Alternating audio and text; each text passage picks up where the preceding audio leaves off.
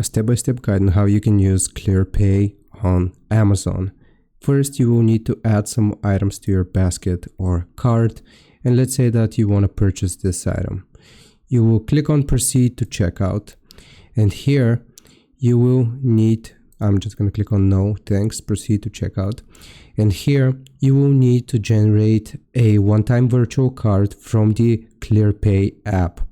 It is then going to give you the card number, and it's going to act like a debit card.